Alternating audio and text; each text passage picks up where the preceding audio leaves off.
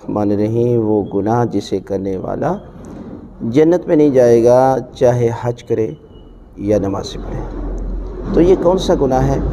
وہ گناہ ہے کہ وہ عورتیں کہ جو لباس پہننے کے باوجود ننگی نظر آتی ہیں، اس لیے کہ پروردگار نے تو فرمایا لباس التقوی ذالک خیر، بہترین انسان کے لیے تقوی کا لباس ہے۔ اور جب انسان تقوی کا لباس پہن لیتا ہے تو پھر یقیناً وہ کام کرتا ہے جو اللہ کی ذات نے حکم دیا ہے۔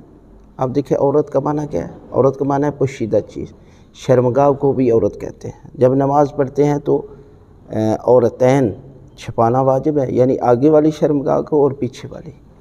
تو اب ایک کیسی عورت ہے کہ جس کو اللہ کی ذات نے چھپانے کا حکم دیا ہے اور یہ ایسا لباس پہنتی ہے کہ جو لباس پہننے کے باوجود ننگی ہے؟ تو یقیناً اس لیے تو حکم ہے کہ جہنم میں سب سے زیادہ عورتیں جائیں گی ان اعمال کی وجہ سے۔ اور آج میڈیا کا دور ہے، آج تو اس قدر عورت کہ میاں خود اپنی بیوی کی ویڈیو بنا کر لوڈ کر رہے ہیں اور اتنی بے حیائی پھیلائی جا رہی ہے، اور اس کا نتیجہ خود بھی جہنم میں جائے گی اور باقیوں کو بھی لے جائے گی۔ لہٰذا اس گناہ سے باز آئے تاکہ اس کی عبادت اور نماز اور باقی بھی معاملات اللہ کی بارگاہ میں قبول ہو جائیں۔ لہٰذا وہ عورتیں کہ جو ایسا لباس پہنتی ہیں، کسی صورت میں بھی ان کا نہ حج قبول ہے نہ نماز قبول ہے۔